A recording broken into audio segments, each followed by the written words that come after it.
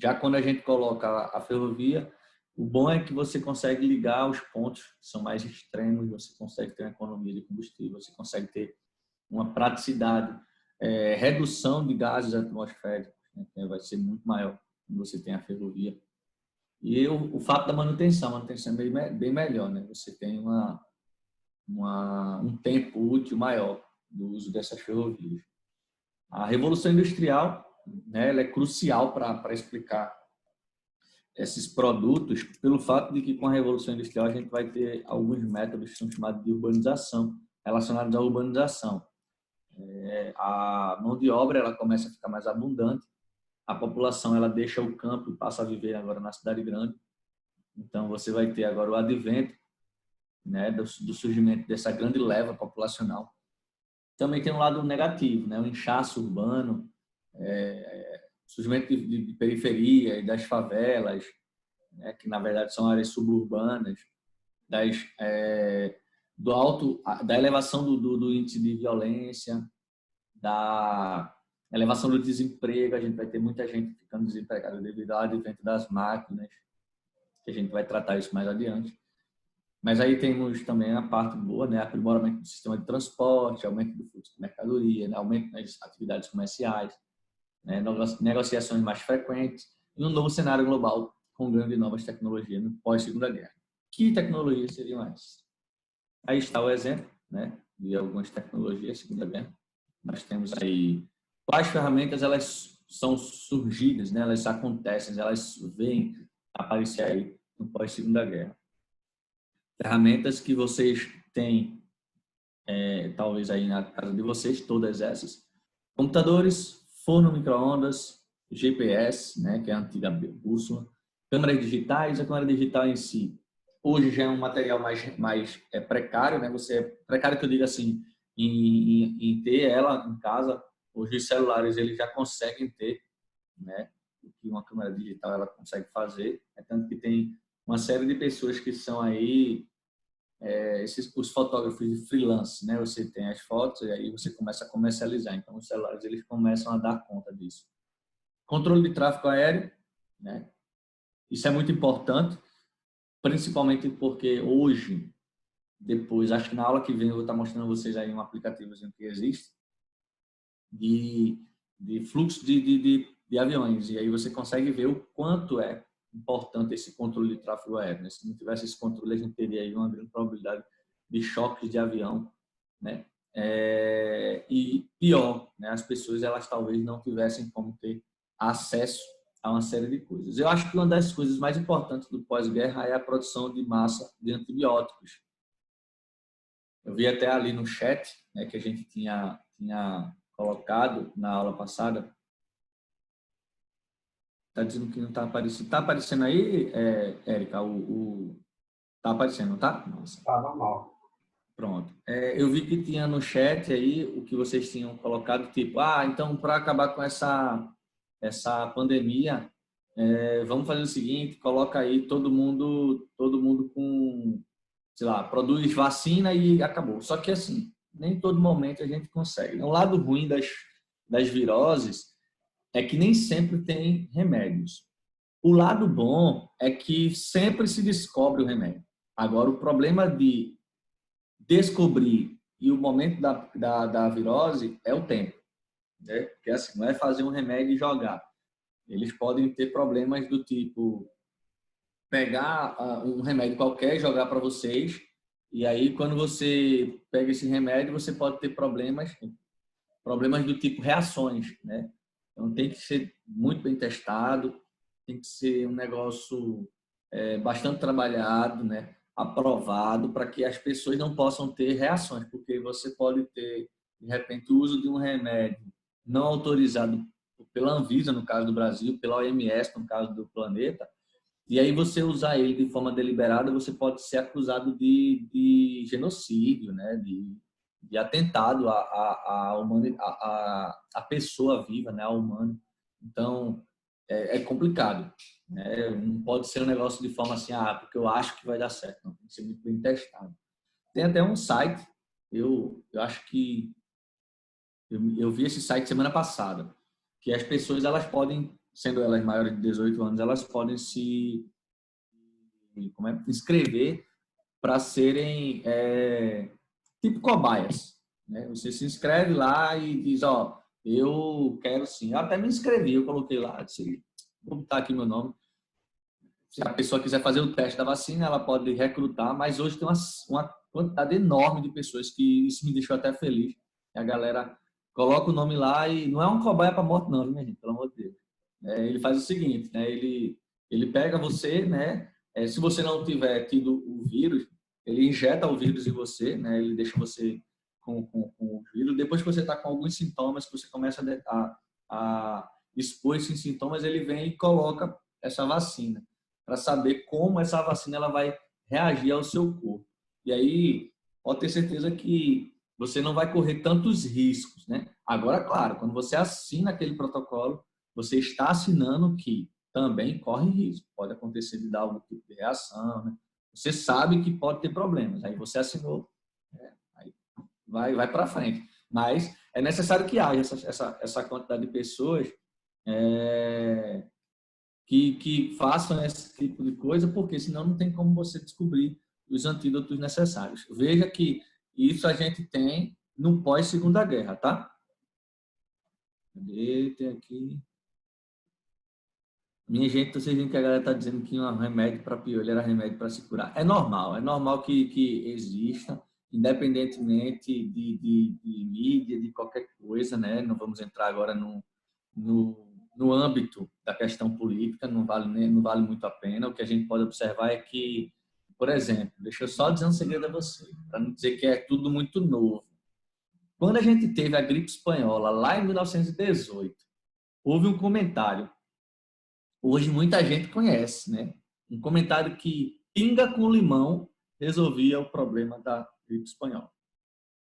Naquele momento, nascia o que a gente conhece hoje como caipirinha. Hoje é uma bebida que vende-se, né, comercializa-se nos bares, nos restaurantes, que, por sinal, muita gente até considera ela uma bebida nobre, né, que ela vem toda enfeitada, cheia de negócio lá. Mas ela surgiu como uma proposta de remédio para a gripe espanhola. Então, tipo, tem gente que vai dizer que para curar do vírus basta rezar. Tem gente que vai dizer que para curar do vírus tem um remédio de piolho. Tem gente que vai dizer não é A ou B, são crenças, são costumes, são hábitos. A gente não pode apontar. Por exemplo, está extremamente equivocado quando qualquer parte do mundo afirma que é um vírus, sei lá, chinês. Isso é um ato xenófobo. Isso é um ato de preconceito. Né? É a mesma coisa que eu disser, o ebola é um vírus africano.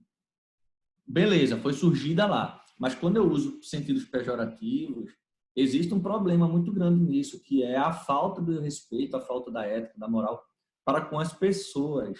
Né? Da mesma forma que você chegar, por exemplo, no Sudeste e a galera olhar para você e dizer, chegou o Paraíba. Né? Ninguém vai querer estar sendo chamado assim. Então, imagine que o cara está lá na China agora e a gente simplesmente dizendo o vírus é um vírus chinês. Se for pela historicidade, a gripe espanhola ela surge com um vírus que é criado, né? Não é criado, mas é espalhado pelos mongols, né? Que é justamente um país vizinho da China. Então, assim, acontece, a AIDS ela é surgida na África. O que a gente precisa agora é torcer o mais rápido possível para que a ciência ela possa desenvolver o remédio ideal, né? O antídoto ideal. Por quê, gente? Não vai ser o último, nem foi o primeiro a ocorrer. Vocês vão ver que, de agora em diante, vai ser totalmente normal. Para a gente esquecer essa questão do que está se vivendo, tem uma vacina que é dada nos idosos, nos professores, nos profissionais de saúde, que é a vacina da H1N1, não é isso? Acho que todos aí devem ter já visto que o momento da vacina para os idosos, depois vem a hora dos professores e dos profissionais de saúde. Essa vacina nada mais é do que foi um vírus que surgiu, acredito que, eu não lembro bem se foi 2016, 2012, foi nessa época assim, é a chamada gripe aviária. Essa gripe não tinha cura. Descobriram um antídoto que faz com que você crie potencial imunológico, onde você não pega essa doença. Então, tipo, Se eu não tomar essa vacina, eu que sou professor, que lidou com tanta gente, então se o idoso não tomar essa vacina, a probabilidade desse idoso falecer, dessas pessoas que têm um contato direto com as outras falecer, por conta da H1N1 é muito grande. Quando descobrirem um remédio, uma vacina para o coronavírus, a probabilidade é que essa vacina ela seja aplicada nas pessoas e que, se não tiver como ter controle, todo ano vai ter uma leva, assim como a H1N1, de vacinas contra o coronavírus.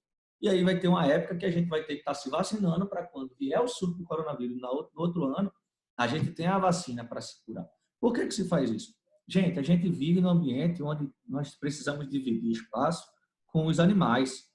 A maior parte dos vírus saem dos animais. Então, a gente está vivenciando... então faz o seguinte, mata todos os animais. Aí você vai quebrar a cadeia alimentar. Se você quebrar a cadeia alimentar, você vai gerar um descontrole. E aí vai sobrar para a gente de novo. Ou seja, a gente acaba desmatando as florestas que tem ao lado das cidades e os animais vão para onde? Vão viver no ambiente do homem. Quando existe essa mistura, vírus começam a ser misturados, a sofrer mutações. Então, não vai ser a última vez. Aconteceu isso na história da humanidade.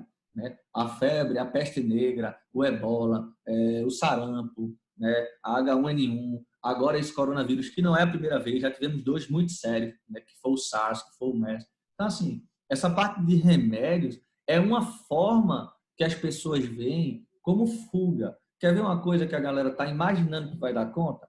Esse negócio de proliferar, de que as pessoas tendo condições de usar as máscaras, vá para a rua, mas vá de máscara.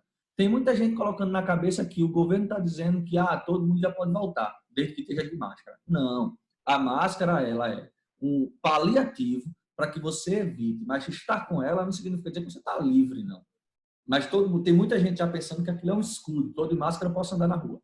Não pode, porque ela ainda tem condições de contágio, agora reduz. Ou seja, na nossa humilde imaturidade de acharmos de querermos, né, voltar ao normal, porque a gente sente a falta do outro, a gente sente a falta do trabalho, a gente vê que muitas pessoas já estão passando necessidade, então a gente quer voltar o mais rápido possível, é normal. Só que existe uma questão que tem que perceber, que é a prudência. Não é a primeira vez, nem vai ser a última, fique claro isso. E vão surgir inúmeros fake news, inúmeros problemas relacionados a remédios. Fica tranquilo que, porque foi o remédio A, foi o remédio B que foi dito por fulano, por Beltrano. Não foi a primeira vez. Aconteceu isso na história da humanidade. Acabei de citar para vocês. Tinha na época da gripe espanhola, que era chamada de chá da meia-noite. Sabe o que a galera dizia? Que dentro dos hospitais estavam produzindo, né, remédios para dar para a galera e a galera morrer durante a madrugada, que era chamado de chá da meia-noite, porque queriam reduzir a população. Veja o quanto... Isso foi em 1918. A gente está em 2020, né? Quer dizer, 21. Né? 2020, e a mesma coisa acontece. Por quê? Porque existem pessoas, milhares de pessoas, que na sua condição de querer voltar ao normal, então, enfim. Né? Teve logo no começo da crise, que teve uma pessoa dizendo que o vinagre era melhor do que o álcool. Né? E depois professores de químicos, né? Precisaram vir a mídia para dizer que não, gente, o vinagre ele não tem um potencial, ele tem potencial fungicida e não de vírus. Ou seja, vai existir notícias e a gente vai precisar reduzir isso. É a mesma coisa que eu dizer, quer ver um erro, que é todo mundo, a gente está preocupado com outras coisas, mas todo mundo, a galera não percebe que o mundo investe, por exemplo, em armas. Todo mundo está preparado, né? Estados Unidos está preparado para atacar o Irã. Estados Unidos está preparado para atacar a Coreia do Norte. Mas por que não usa esse dinheiro que foi utilizado para produzir armas nucleares, aviões supersônicos, que tem caráter extremamente para dizimar a população, então, para mostrar poder, ao invés de gastar dinheiro com isso, por que não gasta dinheiro no investimento com a ciência para descobrir como é que a gente pode evitar ter doenças severas? Por que de repente não investem em equipamentos que possam produzir alimentos para a gente tentar erradicar a fome do planeta? Por que de repente não investe em materiais que possam trazer qualidade à vida humana? Mas não, a gente prefere estar investindo em quê? Em coisas que possam reduzir o outro grupo, em coisas que possam investir. Ao invés da galera, por exemplo, estar repartida. O mundo está repartido. Tem países que afirmam uma coisa, tem países que afirmam outra. Vamos fazer o seguinte, vamos se reunir todo mundo, correr para resolver esse problema, desenvolver essa vacina e o mundo todo vai ganhar. Perfeito. Só que parece que o ato de união é mais difícil do que o desunião. Né? Unir é sempre mais difícil do que desunir. É complicado, é muito complicado de verdade. Então, assim, na dúvida, o ideal é ler. Ler, para você tirar as conclusões mais corretas. Né? Isso acontece desde, principalmente, a Revolução Industrial e a Segunda Guerra Mundial, né? Esse advento. E vai ser sempre assim, com tendências a pioras. Por quê? Porque a gente hoje tem acesso à informação. E a informação ela pode ser usada para o bem e para o mal. Então, basta você filtrar. Beleza? Deixa eu ver se tem alguma dúvida aqui. Menina, tu me fala, viu? A mídia... realmente, ela é contágio. Ela tem, como eu disse, ela tem um lado negativo e um lado positivo, né? Se não fosse a mídia nem os canais de informação, essa forma que eu estou falando com vocês é uma forma de mídia. Se não fosse isso, a gente não teria contato um com o outro. O jeito que tem é saber usar o canal correto. Infelizmente, a mídia quer se promover. Eu acho que não é nem só a mídia em si, né? São as pessoas. Tem pessoas que preferem a ideia disso, né? Na época também, pandemia, a quantidade de gente curada é muito. Com certeza, concordo plenamente. Mas, assim, eu acho que existe uma divisão, né? Quando as pessoas jogam só o positivo, aí você vai ter um conforto e você vai achar que tudo foi resolvido. Quando você joga só o negativo, você fica assustado. É necessário que haja um ponderamento. Você precisa estar vendo negativo e positivo, para que você tenha certeza de que qual é o melhor caminho a seguir. Né? Tem que ter muito cuidado nisso. Porque se você tem só coisas positivas, ali passa a percepção de que está tudo muito bem. Isso é perigoso. Por exemplo, na África tem pessoas morrendo de fome, mas quantas vezes a galera colocou isso na televisão? Então, parece para a gente que a África não tem mais fome. É esse o grande problema. Quantidade curada, não tinha tecnologia, perfeito. Teorias diferentes de fatos, mas tem a grande possibilidade de ter vindo de um laboratório. Também, claro, tudo tem possibilidade. Tudo na vida tem possibilidade. Mas a gente sabe que hoje, né, o que a gente vê é que ainda não se tem a certeza, né, de que esse vírus tenha vindo de um laboratório. Vai existir inúmeras condições. Né? Se esse foi de laboratório, a gente também tem que levar em consideração que a gripe de 1918 pode ter vindo de laboratório, né? Que a peste negra pode ter vindo de laboratório. O que a gente tem que ter cuidado é que nós vivemos, eu disse para vocês que o IBGE liberou ontem, nós vivemos em um país, por exemplo, que tem pouco saneamento básico. Né? A gente vive num país que tem muita água suja, que tem contato direto das pessoas. Então, isso é um cenário atual. A globalização tem o seu lado positivo e o lado negativo. Qual é o lado negativo? Esse aglomerado de pessoas. Então, a falta do incentivo do poder público, isso eu falo numa conjuntura mundial, né, faz com que a gente tenha necessidades. E essas necessidades, por muitas vezes, elas não são levadas a sério.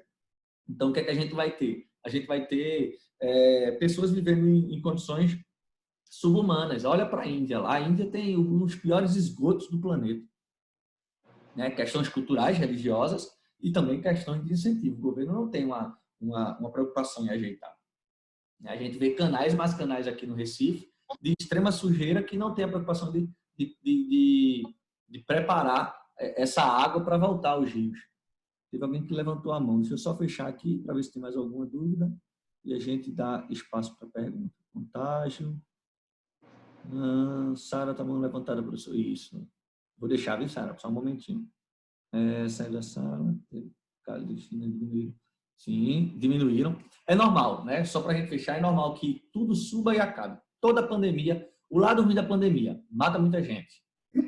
Doenças, mata muita gente. O lado bom, ela acaba. Ela tem um início e tem um fim, certo? A gripe espanhola surgiu e... Eita, o senhor já respondeu a minha pergunta. Mas abre aí, vai, Érica, para eu escutar ela perguntando, vai. É porque ela levantou a mão para tirar dúvida. Aí acho que o senhor foi falando, tirou a dúvida dela e ela baixou a mão.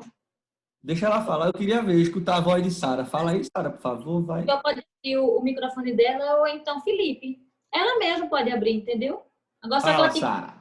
não para o senhor deixar ela falar. Oi. Foi a mesma pergunta que eu fiz no chat, que é por que nas outras pandemias que ocorreram não foi tanto esse pânico generalizado como está sendo agora?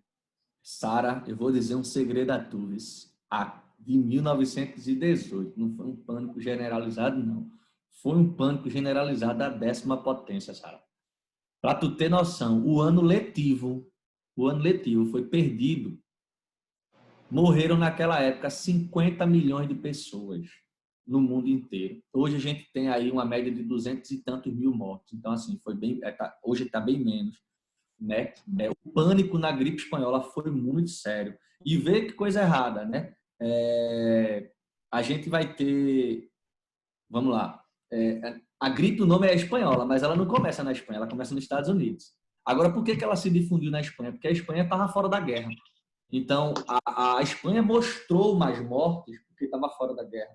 Então, ela veiculou isso. Os outros países não estavam percebendo, e é tanto que quando chegou no Brasil, ela dizimou o Rio de Janeiro. Ela varreu o Rio de Janeiro.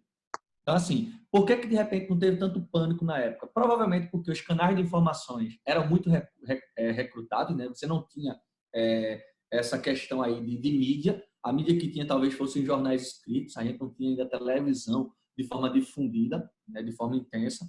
E o que acontece? Essa gripe, ela vai trazer pânico, sim. É tanto pânico que no ano seguinte, né, acho que 19 ou 20, na Itália, inclusive a Itália de novo, a galera começa a fazer trajes, né, de brincadeiras para ir para o carnaval. Eu tenho uma aposta com quem quiser que ano que vem o carnaval vai ter muita gente se vestindo aí de coronavírus, né, de vacina do coronavírus. Por quê? Depois que passa o pânico, graças a Deus isso vira comédia.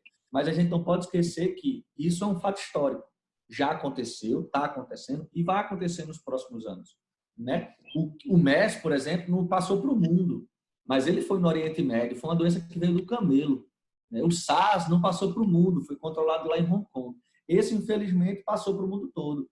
Tem relatos nos Estados Unidos que diz que o vírus chegou nos Estados Unidos não foi por conta da China, foi da galera da Europa, que já tinha pego com o povo chinês e passou para os Estados Unidos. Por quê? Porque a galera viaja, gente, a galera anda de avião. Para ser exato, tem relatos que dizem que isso aconteceu já no mês de dezembro. Se aconteceu no mês de dezembro, a gente passou o carnaval já fazendo transmissões, né? Porque não se tinha detectado, ainda não se sabia. Mas é como eu estou dizendo, fatos, momentos e relatos.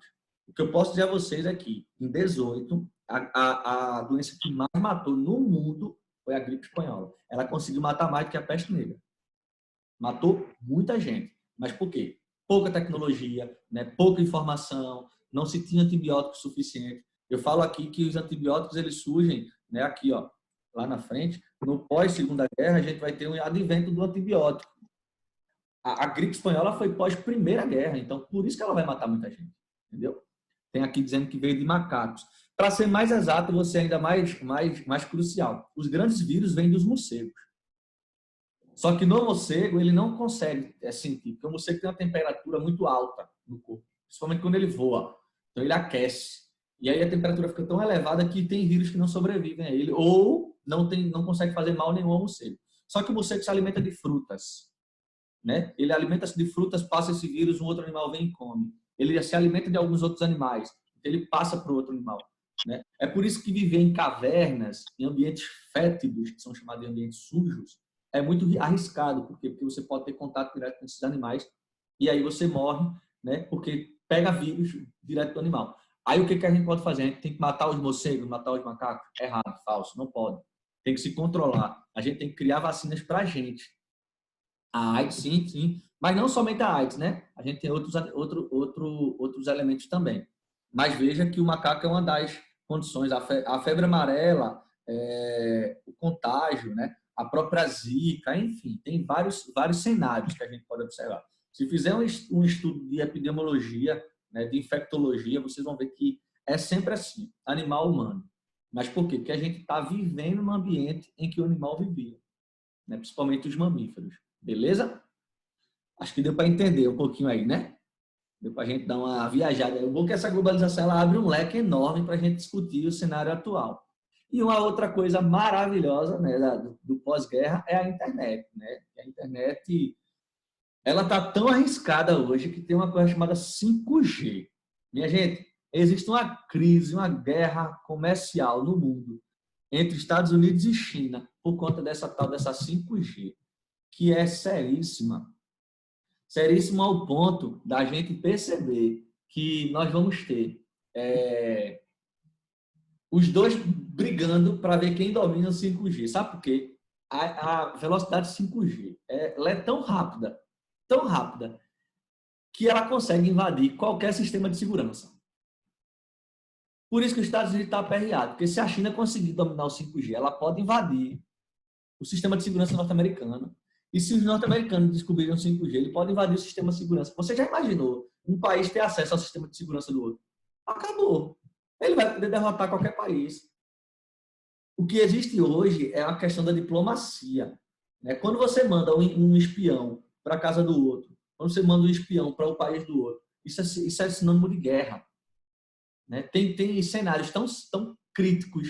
Por exemplo, tem aviões que não podem sobrevoar. Um avião, quando passar em cima da sua casa, tenha certeza que ele pediu a permissão do governo. Porque se um avião qualquer entrar num espaço aéreo sem pedir permissão, qualquer forças armadas pode derrubar o avião. Imagine que, de repente, está tendo um conflito na África. Pronto, olha o cenário. Olha o céu da África. Nem todos os países têm avião passando em cima. Por quê? Porque se passar, vai derrubar. Porque não é permitido o espaço aéreo. E o que é que ele vai fazer, professor? Ele vai precisar desviar aquele espaço aéreo, entrar no espaço aéreo do outro país. Mesmo que a viagem fique mais longa, mas é melhor do que ser menos arriscado. O Irã, os Estados Unidos diz que o Irã derrubou um avião norte-americano. O que foi que os Estados Unidos fez? Mandou um drone e matou 2 dos mais fortes das Forças Armadas iranianas, o Qasem Soleimani, que a gente viu aí que foi um dos comentários mais falados no começo do ano. Manda ver se algum avião passa pelo espaço aéreo da Coreia do Norte. Não consegue. Por quê? Controle de tráfego aéreo. E essa internet, ela é possível e ela é muito boa pelo fato de se utilizar, por exemplo, satélites. A internet ela é tão forte que a gente tem isso aqui, ó, as criptomoedas. Hoje é um fluxo de moedas online, que não tem o controle por bancos. Hoje uma criptomoeda é extremamente cara, tem muito dinheiro e já é utilizado em alguns aí sistemas financeiros. Ainda não é utilizado pelos bancos, de forma, digamos, regular, mas é uma forma de mostrar que a internet é inserida até nos ambientes cambiais. Eu tenho aqui, ó, o Herbert Marshall McLuhan, que é o cara da aldeia global. Ele afirma que o mundo era uma aldeia global, que todos estavam conectados numa só comunidade. Eu não vejo muito por aí, não. Quanto tempo me falta, Érica? Estou te escutando, não.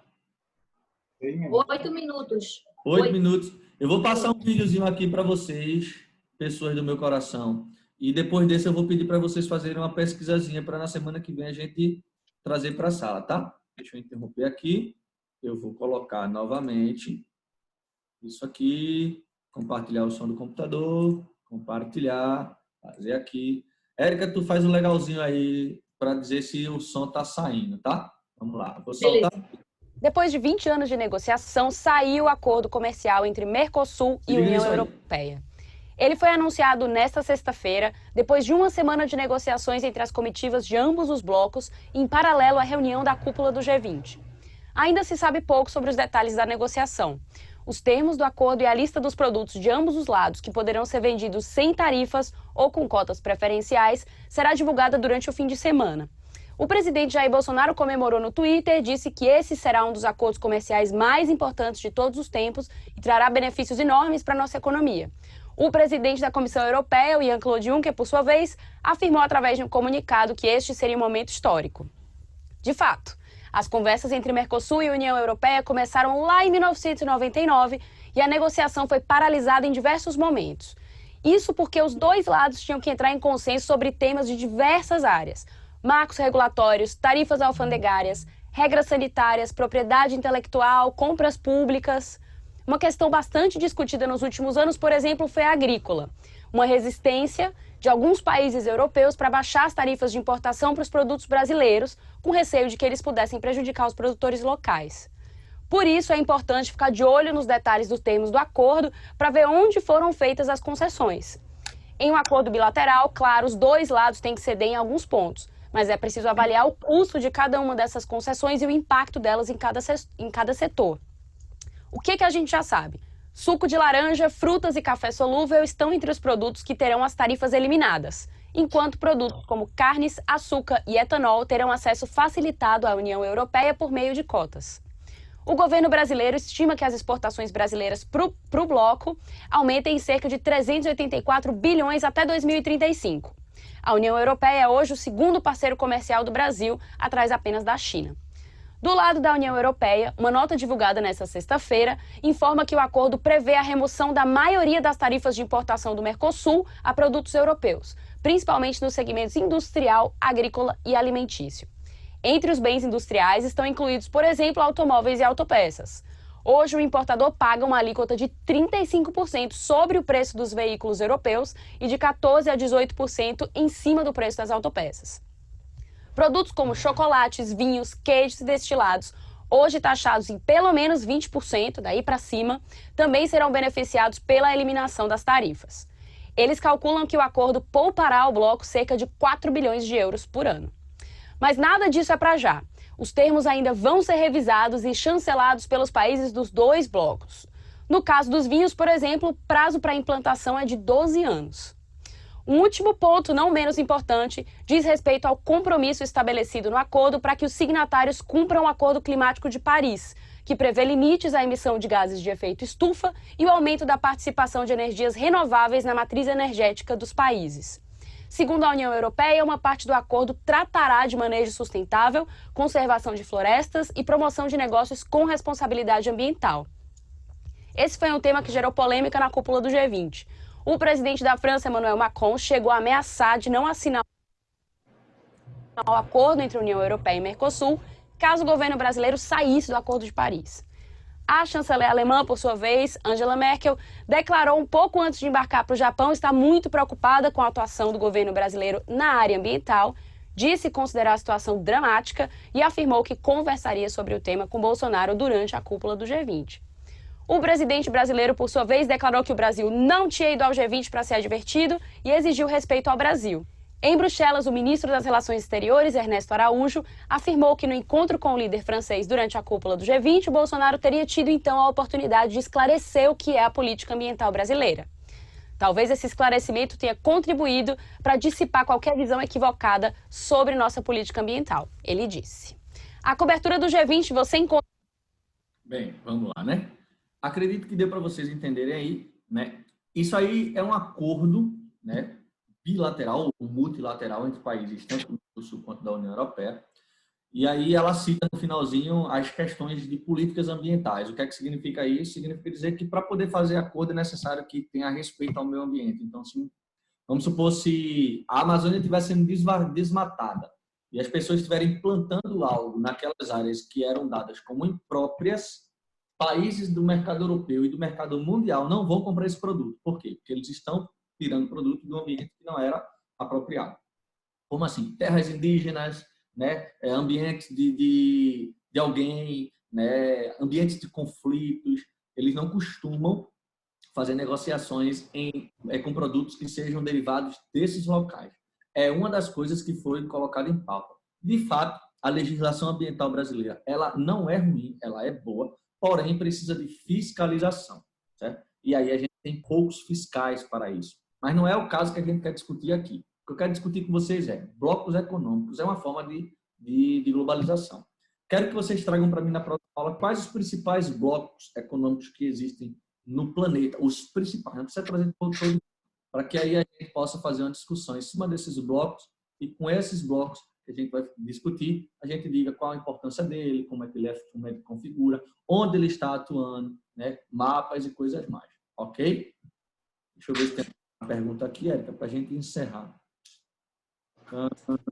Educação ambiental, momento já... Cadê? Quais os principais blocos de quê? Quais os principais blocos econômicos que existem no planeta? Os principais blocos do planeta. Certo? Bloco econômico. Porque quando a gente fala de comércio, de globalização, a gente envolve comércio e o bloco econômico ele serve para isso. Então, vocês deem uma olhada. O que é esse bloco, né? Que ele já cita até aqui, que é a relação. E quais os principais blocos que existem. Beleza? Acho que deu. Professor, você errou. Pronto, então, até semana que vem a todos. Um bom final de semana quando estiver agora e fiquem todos bem. Tchau, tchau. Beleza. Professor, até a próxima.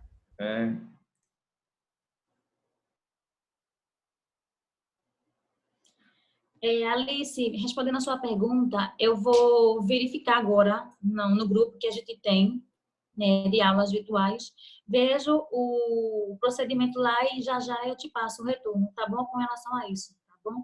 Que eu acho que alguém colocou lá, referente às aulas gravadas. Um momento.